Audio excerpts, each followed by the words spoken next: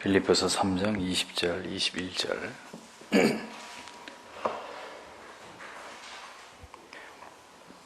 빌립보서 강의 23번째 시간입니다. 우리의 시민권,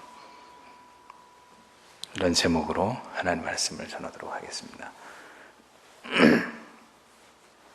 사도 바울은 육신의 일을 도모하면서 땅의 것들을 생각하고 세상의 헛된 영광을 구하는 그리스도의 십자가의 원수들과 같은 자들과 대조적으로 빌립보 교회 성도들에게 그러면 우리는 어떤 자들이어야 하는지에 대한 십자가의 원수가 아닌 그 십자가의 도를 따라가려고 하는 성도들의 올바른 정체성에 관한 이야기를 19절에 이어서 20절, 21절에서 이야기를 합니다. 그래서 20절 내용을 보면 원문을 그대로 직역을 하면 왜냐하면 우리의 시민권은 하늘들 가운데 있기 때문이다. 거기로부터 또한 구원자를 우리가 주 예수 그리스도를 간절히 기다린다. 이렇게 됩니다. 썩어질 땅의 것들을 숭배하고 살아가는 자들과 대조적으로 그리스도인들은 어떤 자들이냐? 하늘에 속한 하늘의 시민권을 가진 자들이다. 이렇게 설명합니다. 바울은 여기서 시민권이라는 표현을 사용하는데 폴리투마, 시민권, 폴리투마, 헬라어로 폴리투마라는 단어인데 당시 빌립보 교회 성도들은 로마의 속국이었습니다. 로마의 속국이다 보니 자연적으로 로마의 시민권들을 다 소유하고 있었습니다. 그래서 바울은 그러한 상황 하에서 빌립보 교회의 성도들로 하여금 그들의 이해를 돕기 위해서 너희가 로마의 지배를 받으면서 자연히 로마의 시민권을 받은 자들이 되었듯이 너희가 예수 그리스도를 믿음으로 이제는 이 땅에서의 로마의 시민으로서가 로마의 시민이 너희의 신분의 전체가 아니고 너희는 천국에 속한 하늘에 속한 천국의 시민권을 가진 자들이다. 이 땅에 속한 자들이 아니라 하늘에 속한 자들이다 라는 사실을 빌립보 교회 성도들에게 강조하고 있었던 것을 보게 됩니다. 자, 성경은 이렇게 우리가 어떤 존재인지를 정의하는 것에 상당히 많은 부분을 할애합니다. 물론 신앙에서 가장 중요한 것은 먼저 하나님이 어떤 분이신지를 아는 것이고 그 다음으로는 인간이 어떤 존재인지를 올바로 인식하는 것이고 그 다음에는 어떻게 해야 구원을 받는지 구원에 대한 문제 그리고 성화에 대한 문제 이런 주제들을 정확히 인식하는 것이 중요한 것이죠. 그러면 인간을 이해하는 문제에 있어서는 다시 인간은 두 존재로 분류됩니다. 하나는 택자고 하나는 불택자이죠. 택자가 있고 불택자가 있다는 것을 명백하게 우리가 바르게 인식해야 합니다. 그러면 그 가운데 택자는 어떤 존재이냐? 불택자는 해당 사항이 없으니까 택자는 어떤 존재이냐? 택자는 어떤 가치관을 가지고 이 세상을 살아가야 되는 존재인지를 이제 진리의 말씀을 계속해서 읽고 묵상하고 들음으로 깨닫고 그래서 그 진리가 무엇을 말씀하는지를 하나하나 깨달아가면서 어떤 가치관을 가지고 이 세상을 살아가야 되는 존재인지를 깨달아가는 것이 신자에게 매우 중요한 부분이 아닐 수 없다는 것입니다. 여러분들이 구원을 받기 위해서 어떤 노력을 하셨습니까? 아무 노력도 하시지 않았죠. 그런데 구원받은 이후에 신자로 살아가는 문제에 있어서는 이제 지대한 여러분들에게 노력이 필요합니다. 이것은 상당히 복잡한 문제입니다. 그래서 거듭난 신자에게 이제 중요한 것은 무엇이냐? 우리가 어떤 존재로 살아갈 것이냐? 어떤 가치관, 인생관, 물질관, 어떤 이 세상에서의 어떤 세계관, 인간관계관, 성공관 이런 것들을 가지고 살 것이냐 하는 문제가 우리가 주님 앞에 가는 그 순간까지 진리를 통해 풀어가야 될 숙제가 되는 것입니다. 많은 분들이 교회를 다니고는 계시지만 그분의 가치관이나 인생관이나 혹은 물질관이나 이런 것들을 보면 말입니다. 여전히 진리에 근거하고 입각하지 않은 채로, 진리에 입각하지 않은 채로 믿는 거는 믿는 거고 온통 그분의 가치관은 여전히 세상의 것에서 벗어나지 못한 상태에 머물러 있는 모습들을 어렵지 않이 볼 수 있습니다.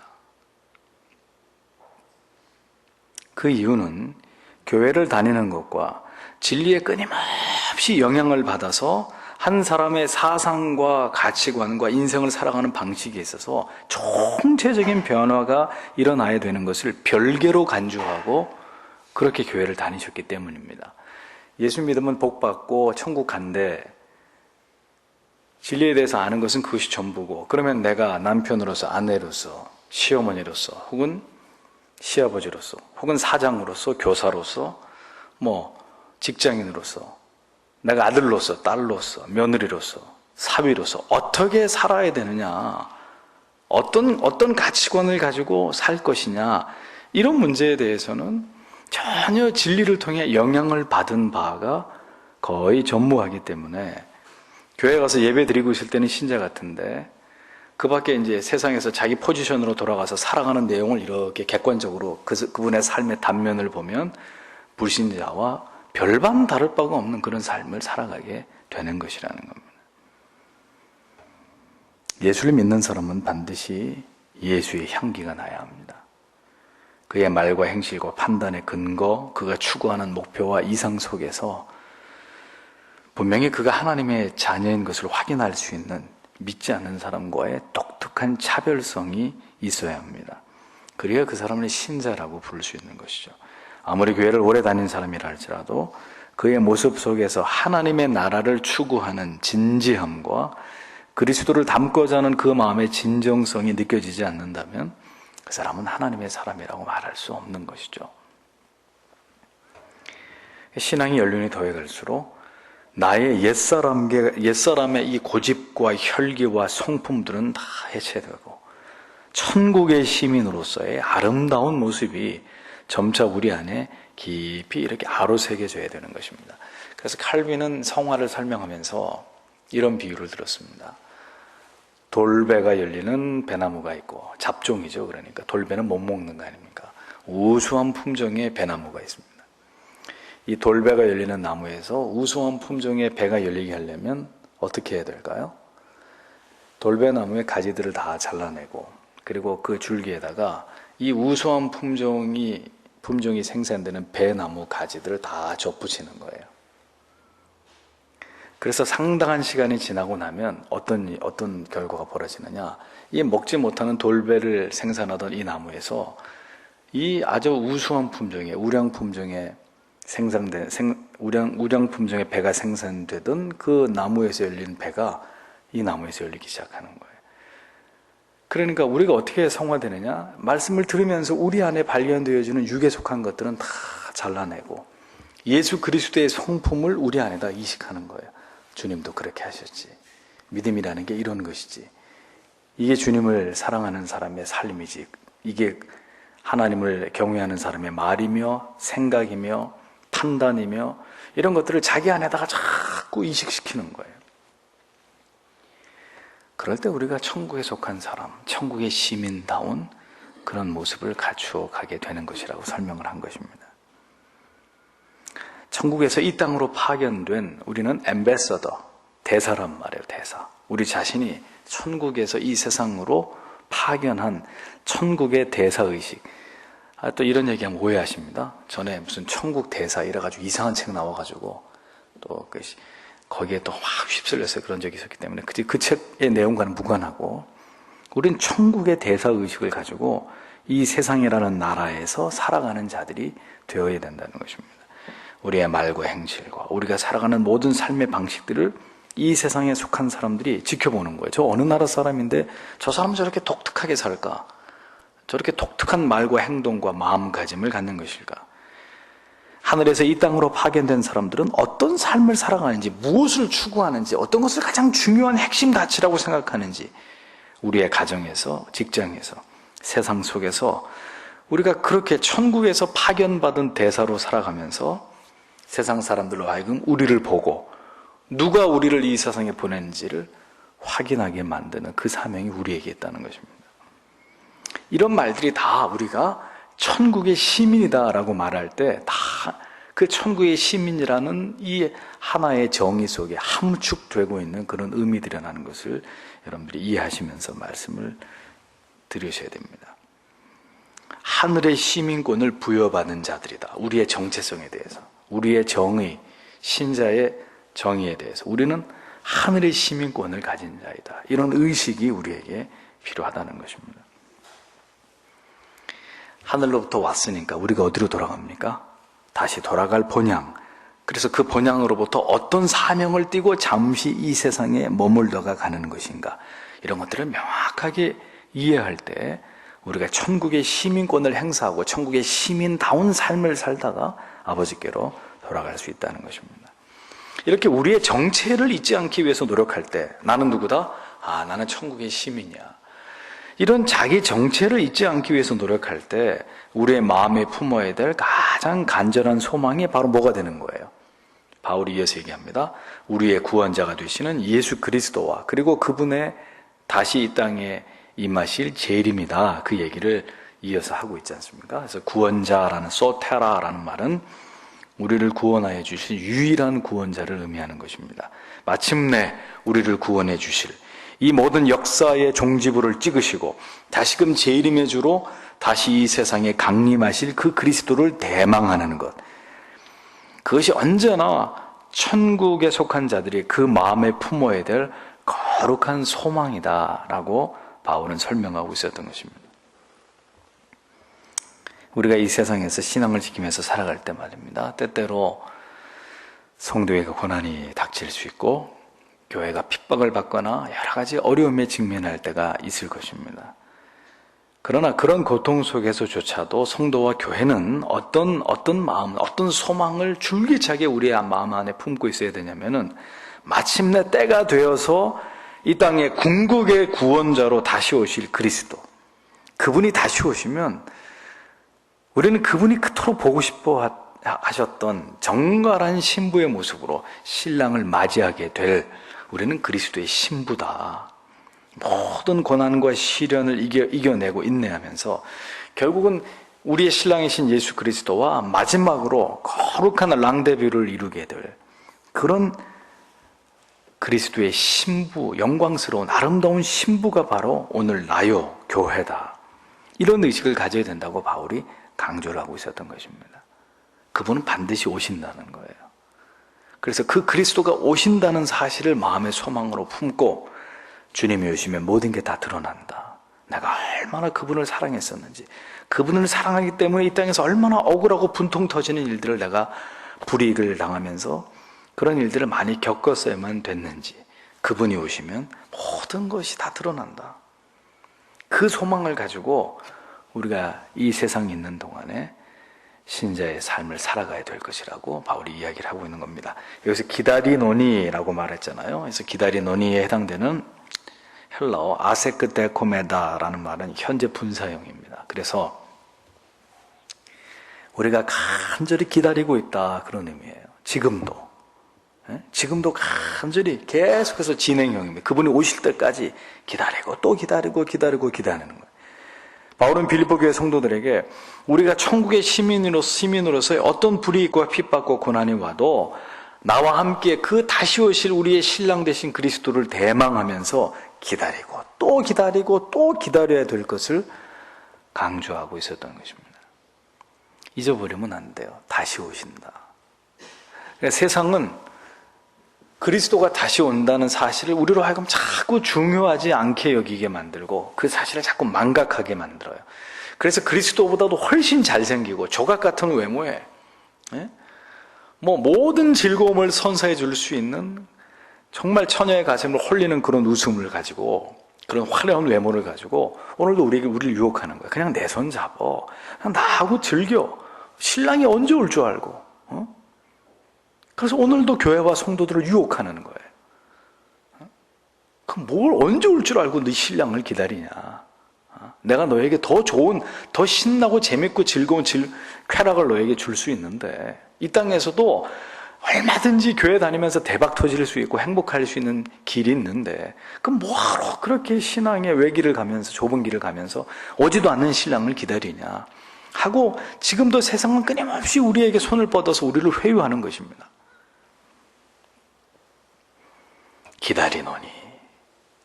그러나 우리는 기다려야 되는 거예요. 누구를요? 교회의 머리 대신, 우리의 영원한 신랑이 되신 예수 그리스도를 기다려야 되는 것입니다.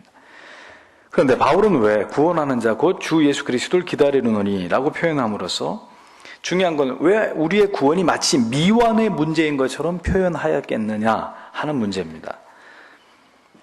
왜 그랬을까요? 바울이 이런 표현들을 바울이 쓴 서신 곳곳에서 하고 있습니다. 두렵고 떨림으로 너희 구원을 이루어가라 라든지. 그것은 우리가 예수 그리스도를 믿음으로 말미암아 의롭다함을 얻고 그리고 구원에 이르게 되었으나 우리가 잊어서는 안 될 게 있다는 겁니다. 그게 뭡니까? 우리의 구원이 완성된 것은 아니라는 거예요. 즉 그리스도가 재림하시고 그가 최후의 심판을 하시는 그날까지 우리의 구원은 아직 완성된 것이 아니라는 겁니다. 그게 무슨 얘기냐면은 여기서 태평양을 건너서 샌프란시스코에 갈 수 있는 배를 탈 수 있는 그 1등석에서 여행을 할 수 있는 티켓을 쥐고 배에 앉아 있어요. 배에 타고 있어요. 그러면 타이타닉 호처럼 배가 침몰하는 일이 없다면은 여기서 미국까지 배를 타면 얼마나 걸릴까요? 뭐 가보지 않아서 모르겠습니다만 한 달이 걸린다고 치면 그 티켓을 가지고 그 배에 타고 있으면 결국 한 달 뒤엔 도착을 하겠죠. 근데 배에 타고 있는 순간은 도착한 거예요, 아닌 거예요? 도착하지 않은 거죠. 분명 근데 타고만 있으면은 언젠가는 도착할 거란 말이죠. 그러니까 구원을 받은 건 사실이어도 구원이 완성이 된 건 아니라는 겁니다. 그래서 그리스도인들은 절대로 자기의 구원의 문제에 있어서 자만해서는 안 된다는 거예요.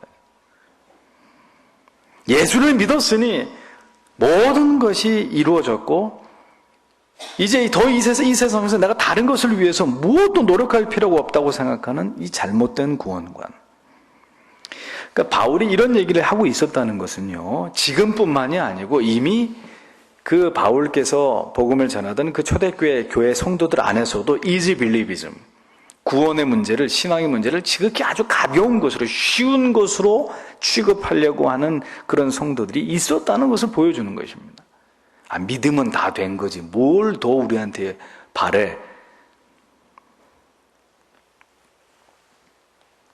잘못된 구원관으로 인해서 그리스도를 올바르게 신앙하지 않을 수도 있음을 바울이 염두에 두고 구원의 문제를 여기서뿐만이 아니고 다른 성경에서도 항상 구원의 문제를 바울은 미완의 과제라고, 우리가 이 구원의 문제를 신중하게 생각하고 진지하게 생각하면서 이 구원의 완성을 미래에다가 두고 진지하게 이 구원의 문제, 즉 자신의 영혼의 문제를 다루어 나갈 것을 사도 바울께서 강조하신 것을 보게 되는 것입니다. 그래서 언제나 말씀드리잖아요. 진정으로 회심을 하고 하나님의 자녀가 된 분은 죽는 그 순간까지 자신이 죄인이었던 것과 지금도 먼지보다도 더 많은 죄를 범하고 살아가고 있는, 그래서 하나님의 은혜가 아니고서는 절대로 구원 얻을 수 없는 가련하고 미천한 존재에 불과하지 않다는 사실에 대해서 언제나 그걸 잊어버리지 않고 사는 사람이에요. 나에 대해서, 내 죄에 대해서 그렇게 얘기할 때 어떤 거부감이나 그런 어떤 말씀에 대해서 어떤 회의감도 갖지 않고 그대로 맞습니다. 나에겐 절대적으로 하나님의 은혜가 필요할 따름입니다. 그 사람이 회심한 사람이고 끝까지 그 회심의 증거를 지켜가고 있는 참된 그리스도의 자녀라는 것입니다. 또 그 소리냐? 그 맨날 죄 얘기냐? 이러고 그것에 대해서 심히 불쾌하게 생각하고 그것을 거부하고 인정하지 않고 있다는 것은 뭘 보여줍니까? 그분이 아직도 그리스도 안에서 하나님이 어떤 분이신지를 발견하고 예수 그리스도가 어떤 분이신지를 발견하고 자기가 어떤 존재에 지나지 않았는지를 발견하는 일에 있어서 그분은 아직도 그 부분에 있어서 완전한 해답을 찾지 못했다는 것을 보여주는 방증이 되는 것이죠. 회심을 경험한 거듭난 신자는 언제나 자기의 영혼의 문제, 남의 영혼 신경 안 씁니다. 에? 남의 문제를 신경 쓸 겨를이 어디 있어요? 내가 하나님 앞에 오늘도 이렇게 죄를 짓고 살아가는 내 자신에 대해서 너무너무 실망스럽고 내 자신에 대해서 절망이 되는데 다른 사람이 우리 눈에 보이냔 말이에요. 그래서 자기의 영혼의 문제, 자신의 구원과 영생의 문제, 이 세상에 살아가고 있는 동안에 그것을 소중하게 생각하면서 살아가는 거예요. 예를 들면은 누군가 여러분에게 이게 내 보물인데 이거 좀 잘 맡아주십시오 하고 줬단 말이에요. 그러면 그 사람이 나한테 부탁을 한 그 사람이 나한테 아주 중요한 사람 같으면 어떻게 합니까? 이게 내가 볼 땐 그렇게 중요한 게 아니라도 소중하게 보관하고 있다가 다시 찾으면 여기 있습니다. 당신이 나에게 맡기신 물건입니다. 하고 내놓겠죠. 만약에 이것을 소홀히 여기서 쨍그랑 하고 깨트렸다. 나한테 소중한 사람 같으면 얼마나 미안하고 내가 그때 그거 맡긴 거 내가 실수로 깨트렸습니다. 어떻게 변상할까요? 그런 마음이 들겠죠. 하나님이 우리의 영혼, 우리의 구원의 문제, 내 아들을 희생하면서까지 내가 너에게 베풀어준 그 은혜에 대해서 너는 그것을 어떻게 보관하는지 내가 70년 동안 80년 동안 지켜볼 것이다 그랬는데 주님 앞에 가서 내 영혼을 딱 까보니까 잘 보관하기는커녕 다 깨져가지고 조각조각 나있든지 그 조각난 걸 대충 이렇게 붙였는데 이거 깨진 걸 붙였다고 생각해 보세요. 얼마나 흉측해지겠습니까? 혹은 그런 꼴이라든지. 그럼 하나님이 어떻게 생각하시겠어요? 내가 너에게 소중한 것을 맡겼건만 너는 이렇게 관리했느냐? 이렇게 내게 소홀했단 말이냐? 그러니까 우리의 영혼의 문제는 그만큼 중요한 것입니다. 자기의 영혼을 소중히 여기는 사람이라야 진정한 신자의 모습이고 신자의 도리라는 것입니다. 이것이 진리의 올바른 가르침인 거죠.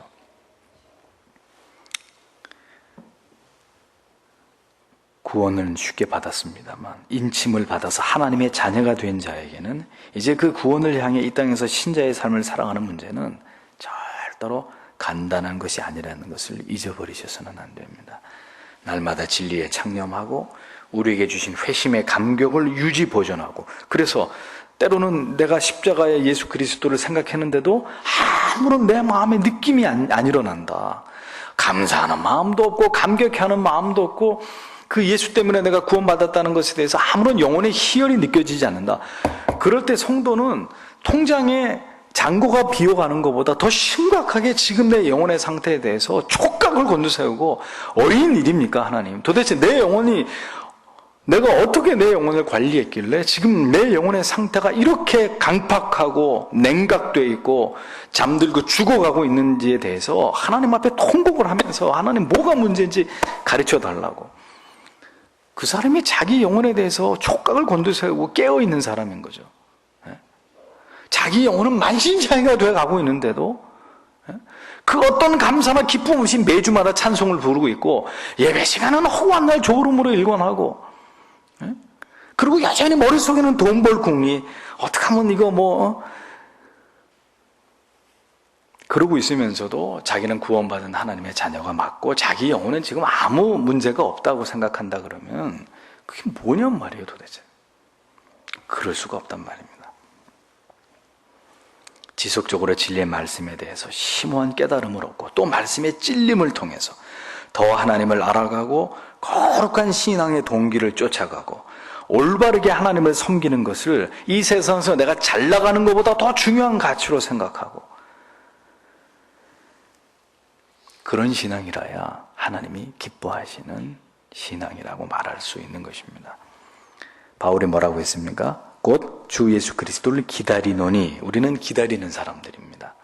아까 말씀드린 대로 신부가 등불을 준비하고 신랑을 기다리듯이 우리는 지금 그냥 살고 있는 사람들이 아니라 누군가를, 어떤 날을 기다리고 있는 사람들이에요. 마치 결혼식 날짜를 잡아놓고 신부가 손꼽아서 그 결혼식 날을 기다리면서 마사지도 하고 살도 빼고 입을 드레스를 입고 더 이 신부로서 우아하고 아름답게 보이고 싶어가지고 그날만을 손꼽아 기다리면서 몸을 단장하듯이 파수꾼이 새벽을 기다리듯이 우리는 기다리는 사람들이에요.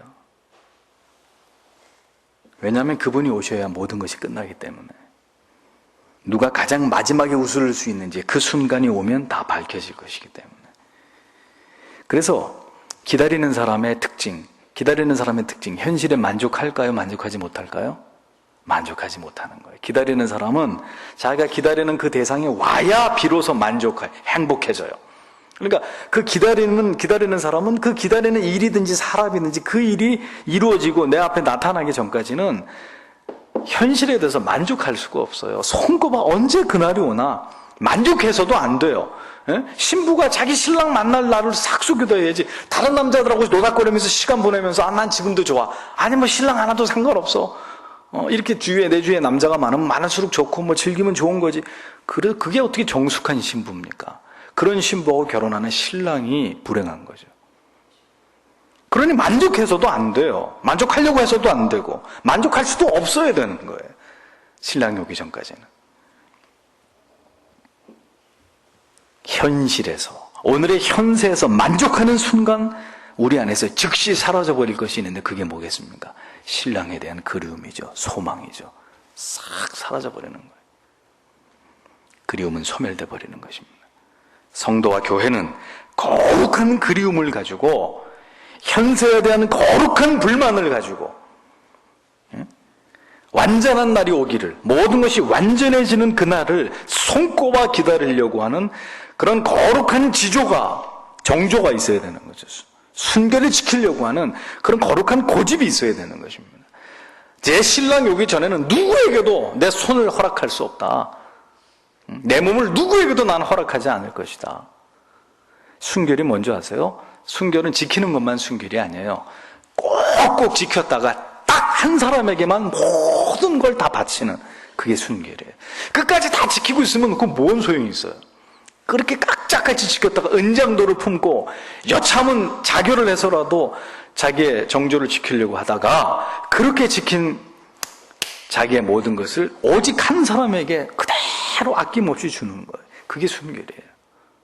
성도와 교회는 그것이 있어야 된다는 겁니다. 기다리는 거예요. 그날이 오기만을 고대하고 인내하는 것이 바로 거룩한 성도와 교회에게 부여된 사명입니다. 모든 것이 만족스러운 교회, 모든 것이 지금으로 만족스러운 성도, 굳이 내세를 그리워할까요? 요즘처럼 돈을, 성공을, 번영과 형통과 긍정을 강조하는 교회 안에서 과연 성도들이 내세를 그리워하겠냔 말입니다. 주께서 다시 오실 때까지 기다리고 인내하고 눈물을 삼키면서 모든 그 혹독한 시련의 시기를, 그 괴로움의 순간들을 이겨내겠냐고요. 지금도 너무너무 좋은 게 많은데, 지금으로서도 너무 행복한데. 그러니 주님을 기다리는 신부가 그리 많지 않아요. 그래서 주님이 말씀하셨잖아요. 내가 다시 올 때 믿음을 보겠느냐? 신부가 있겠느냐? 그 얘기죠. 내가 다시 올 때 정말 나를 학수고대하고 있었던 정갈한 순결한 신부들을 내가 보겠느냐? 이미 다른 것에 다 미쳐가지고 좋아가지고 쫓아다니고 있는 그런 신부들 필요 없는 거죠. 주님께는. 현세 기복과 형통과 번영, 행복만을 갈구하는 자들이 구태여 뭐하러 주의 재림을 기다리겠습니까? 지금으로서도 너무너무 좋은데 재림을 통해서 무슨 영생을 사모하겠습니까? 지금도 이 땅에서 벤츠 타고 잘 나가고 좋은데 모든 게 뭐 똥똥거리고 부족한 게 없는데 뭔 놈의 영생을 꿈꾸고 여기서 더 잘 나가고 여기서 더 배 두들기고 부러워하는 사람들의 시선을 즐기면서 그렇게 살고 싶겠죠. 예수 믿어서 이렇게 대박 났다. 더 광고하고 싶겠죠. 한국교회는 부가 모든 것을 망쳐놓았습니다. 넘치는 부와 번영과 형통이 고난의 신학을 다 짓뭉개버렸습니다. 그러니 야성도 없고 능력도 없고 마지막 날에 대한 거룩한 갈망도 다 소멸돼 버린 거예요. 그저 지금이 좋은 거예요. 지금이. 그냥 하루하루 잘 먹고 살면 그만인 신앙의 그 핏빛을 잃어버린 그런 교회와 성도들로 빠르게 전락하고 있을 뿐인 것입니다.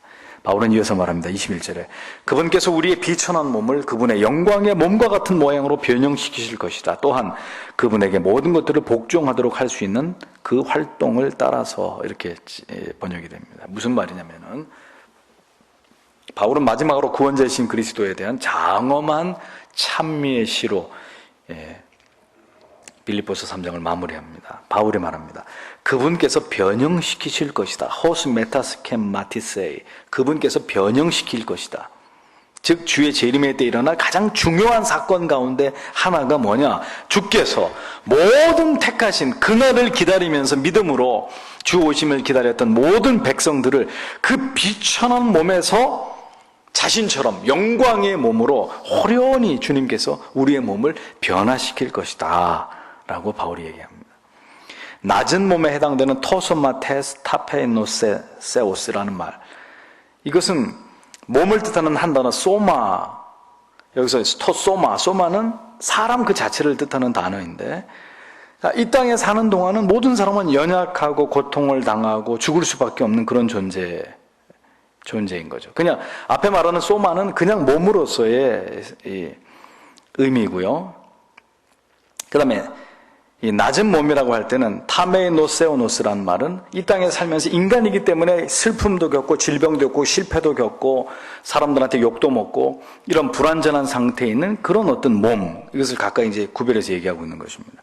그러니까 한마디로 얘기하면 이렇게 이 땅에서 인간으로 태어나서 모든 희로애락을 경험할 수밖에 없는, 슬프고 괴롭고 눈물 나고 고통스럽고 가슴이 찢어지는 이런 일들을 경험했던 그 비천한 신분의 상태에서 주님이 다시 재림하시면 우리를 영광스러운 상태, 주님이 재림하셔서 비천한 몸에서 영광스러운 몸을 입으셨듯이 비천한 이 모든 세상에 살아가던 그런 낮은 몸의 상태에서 주님이 우리를 호련히 지극히 영광스러운 상태, 즉 영생을 시작할 수 있는 그런 상태로 우리를 변화시켜 줄 것이다 라는 소망을 바울이 이야기하고 있었던 것입니다. 이런 일이 가능한 것은 바로 그리스도께서 만물을 자기에게 복종하실 수 있는 능력이 그분에게 있기 때문이다라고 추가적으로 바울이 이것을 자세하게 설명해 놓고 있습니다. 온 우주를 자신의 발 아래 복종시키실 수 있는 그 그리스도의 권능으로 말미암아 마침내 때가 되면 하늘의 시민권을 가진 모든 하나님의 백성들을 그렇게 영광스럽게 변화시킬 것이다 라고 바울은 빌립보 교회 성도들에게 마지막으로 그 소망을 불어넣고 있었던 것입니다. 성도 여러분, 모든 것에 종말이 임합니다. 우리의 몸도 점점 노쇠해지고 존재하는 모든 것들 시간의 흐름 속에서 점점 낡은 것으로 변해갑니다. 새 것이 어디 있습니까? 해 아래. 그렇죠. 만들어진 그 순간부터 점점 그 물건은 헌 것이 돼가고 있는 거예요. 아무리 닦고 핸드폰 새로 사면은 젊은 친구들 보면 껍데기 씌우고 맨날 닦고 이래요. 그런다고 그게 오래 가요, 그게. 뭘 그런 거에 그렇게 정성을 들이고 공을. 차 새로 뽑으면 맨날 세차하고 기스나면 그 페인트 칠하고. 뭐든지 새로 사면 막 아끼죠. 그러면 뭐합니까? 그게 오래오래 유지됩니까? 아낄 걸 아껴야죠. 가꿀 걸 가꾸고. 영원한 게 세상에 어디 있습니까? 만들어진 그 순간부터, 인간도 태어나면 그 순간부터 늙어가는 거고, 모든 건 유한하고, 무엇보다 마지막 때가 되면 모두 멸망의 불에 다 잿더미가 될 것들입니다. 잿더미가. 성도는 언제나 마지막을 생각하면서 사는 사람들이에요. 마지막. 하나님의 불이 임했을 때 어떤 공력이 남아있을지를 생각하면서 살아가는 사람들이에요. 그래야만 유한한 그러나 치명적인 아름다움을 가진 이 세상의 것들과 접촉하며 살아갈 때 과도히 그 세상의 것에 집착하지 않을 수 있는 것입니다. 마지막 날을 생각해요. 영원히 남을 가치만을 자주자주 묵상하고 생각해야 다 잿더미로 변할 것들에 과도히 우리의 마음을 쓰지 않고 살 수 있는 거예요. 소유는 보세요. 내가 간절히 갖기를 원해서 이걸 가졌어요. 그럼 만족이 됩니까? 아니죠. 소유는 또 다른 소유의 갈망을 만들어내요. 이거 갖고 보니까 이번엔 이게 갖고 싶은 거야. 이것도 가졌어요. 다음엔 저게 갖고 싶은 거예요. 소유는 다른 소유에 대한 갈망과 불만족을 낳게 되어 있습니다. 인간의 욕망은 끝이 없습니다. 잊지 마세요. 모든 걸 놓아야 할 날이 다가오고 있습니다. 모든 걸 다 놓아야 될 날이 다가오고 있어요. 연세가 점점 드시면 점점 무슨 연습하시라 그랬어요? 놓는 연습. 네 해라. 다 너희들 해라. 난 다 필요 없다. 난 다 누려봤고 즐겨봤고. 기구는 가벼워야 뜨잖아요. 그렇죠? 기구가. 그러니까 기구가 떠오르려면 뭘 버려요? 모래주머니를 막 버려요. 모래주머니를 차고 있던 모래주머니를 다 비웁니다. 그러면 기구가 둥둥둥 떠올라가죠. 자꾸 버려야 돼요. 버리는 연습하세요. 이것도 버리고 자존심도 버리고요. 다 모든 거 사람들이 인정하는 것도 뭐 인기도 뭐 물질에 대해서도 다 비우는 연습하셔야 돼요. 모든 걸 다 놓아야 될 날이 다가오고 있습니다. 사는 날 동안 그저 여러분들에게 하나님이 주신 것으로 감사하세요. 주신 것들은 감사함으로 누리세요. 주신 거, 하나님이 주신 거 그냥 감사함으로 누리세요. 그러나 그것들의 노예가 되지는 마세요. 오늘 이렇게 하나님이 우리에게 나에게 이걸 주셨어요. 하나님 감사합니다. 잘 쓰다가 이제 놔 그러면 예 하고 미련 없이 그 정도로만 세상의 것 누리고 즐기세요. 이거 못 가져갑니다 하나님. 그러면 그 사람은 간 거예요. 벌써 맛이 간 거예요. 노예가 돼서는 안 됩니다. 우리는 하늘의 시민권을 가진 자들이라는 것을 잊지 마십시오. 우리의 소속은 이 땅이 아닙니다. 천국입니다. 우리는 그리스도를 기다리고 있는 사람들이에요. 누군가를 애타게 기다리고 있는, 그래서 절대 지금 만족할 수 없는 사람들이에요. 우리를 데려가실 분을 기다리고 있는 자들입니다. 그분이 오시기 전에는 누구에게도 우리의 마음을 빼앗기지 않고 누구도 따라가려고 해서는 안 되는 그런 사람들입니다.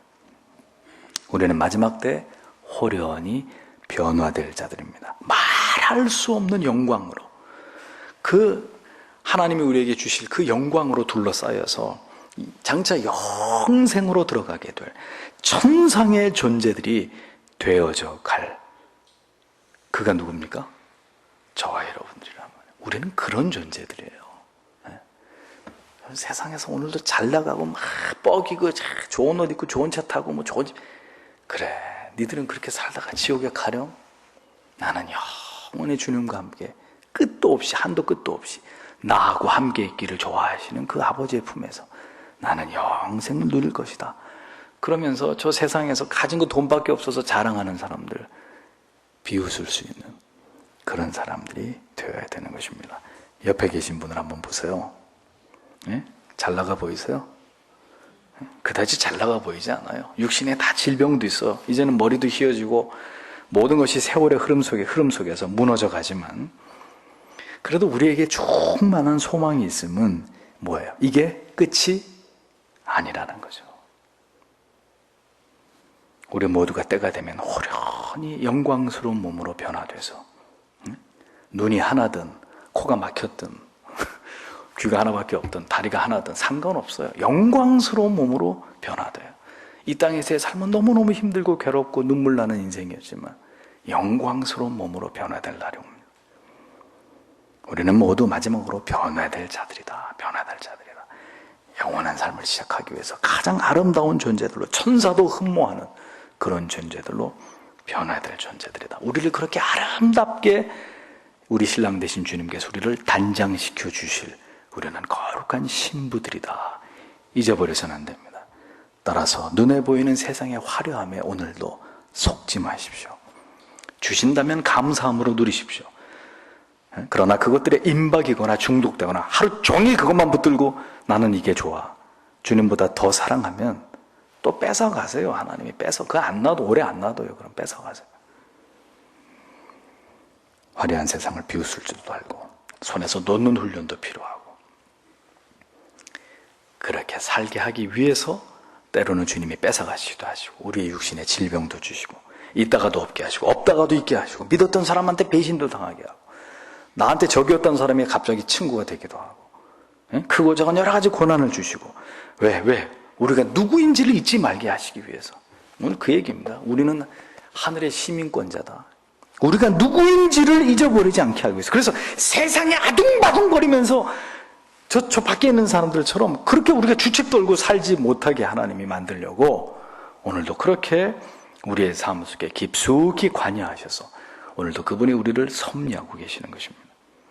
사랑하는 성도 여러분, 우리의 시민권이 어디 있는지를 자주 생각하십시오. 그래서 세상에 대한 보랏빛 환상들 다 버리세요. 모든 기대를 버리세요. 세상이 언제 우리를 만족시켜주고 기쁘게 해준 적이 있었습니까? 버려야 돼요. 내가 되면 가장 아름다운 영광스러운 영광스러운 존재로 변화된다. 그 소중한 소망 하나만을 가슴에다가 담고 오늘도 마귀에게 속지 마시고 진리를 묵상하시면서 영원한 세상을 오늘도 우리의 가슴 속에 담기 위해서 노력하시는 하나님의 사람들이 다 되시기를 주님의 이름으로 축복합니다. 기도하겠습니다. 자, 주신 말씀